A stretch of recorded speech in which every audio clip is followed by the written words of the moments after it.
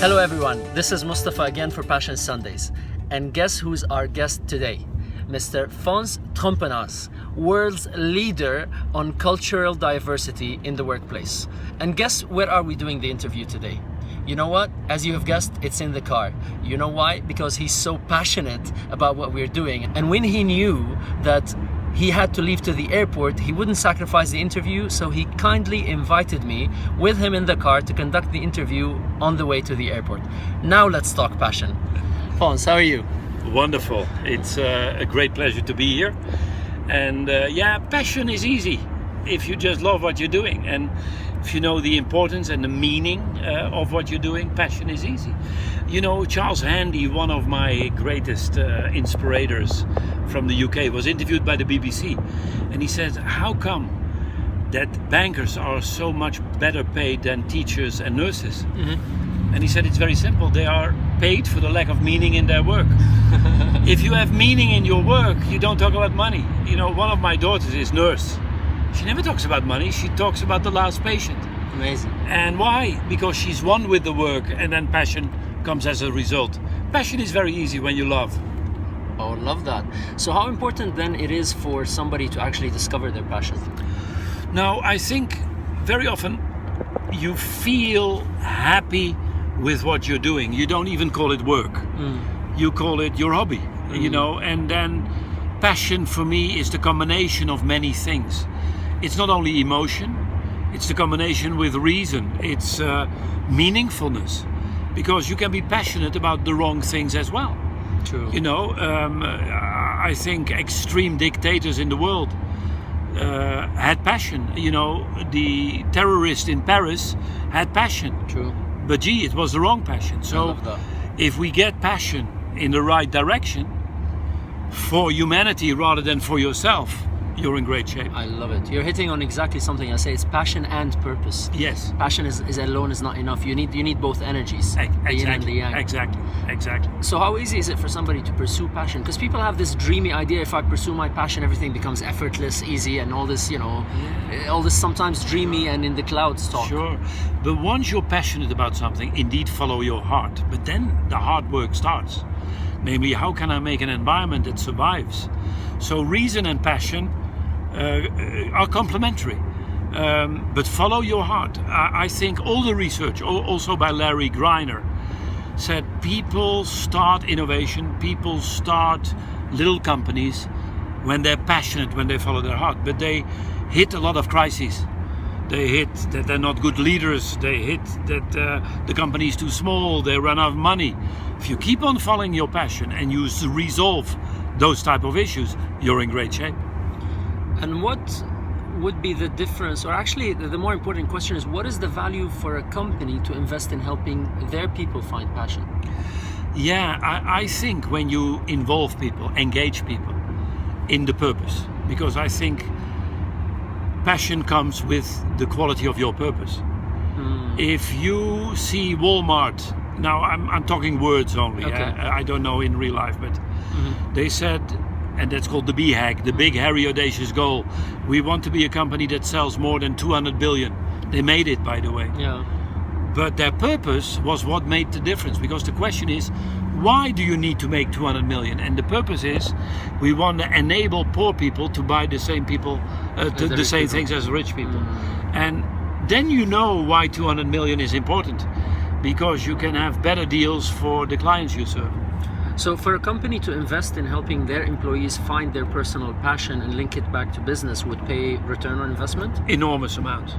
Okay. If you align the personal passion and engagements and love with what the company goes for, that's the companies we need to build. Amazing. And in your opinion, when it comes to passion and leadership, what differentiates an important, successful leader and a passionate leader from that which is not? Does it make a difference? Yeah. Now, first of all, one note: passion is not only waving your hands.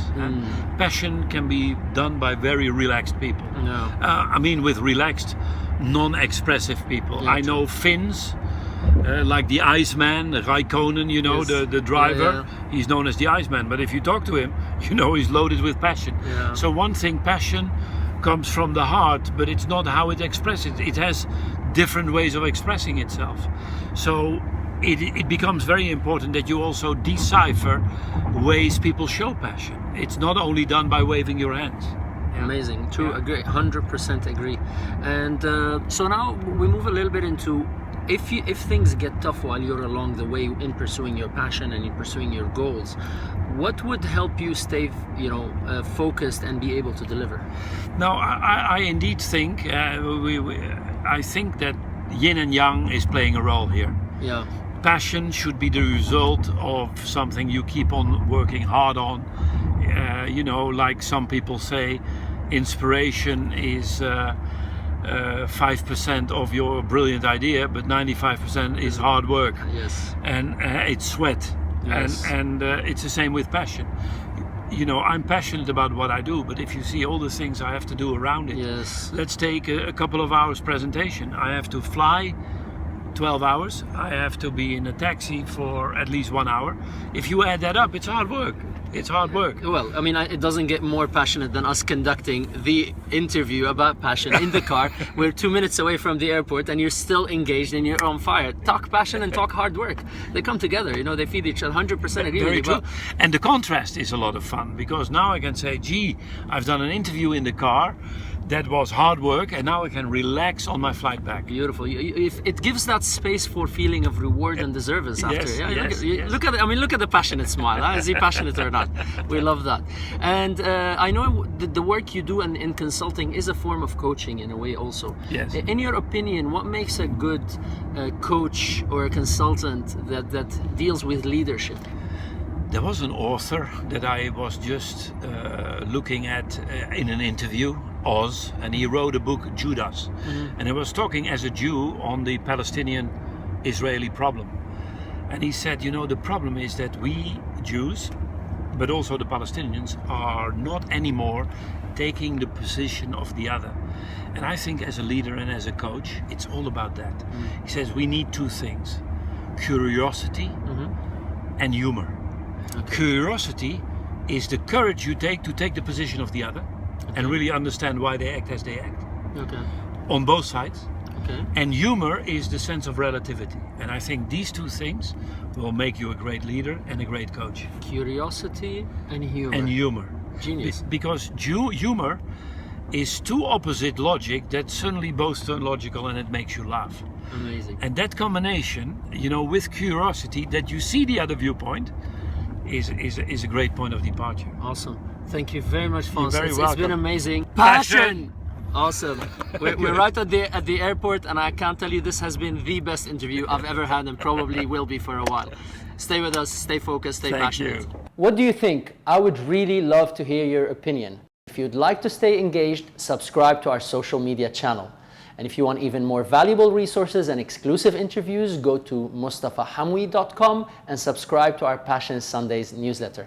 Until next episode, live passionately.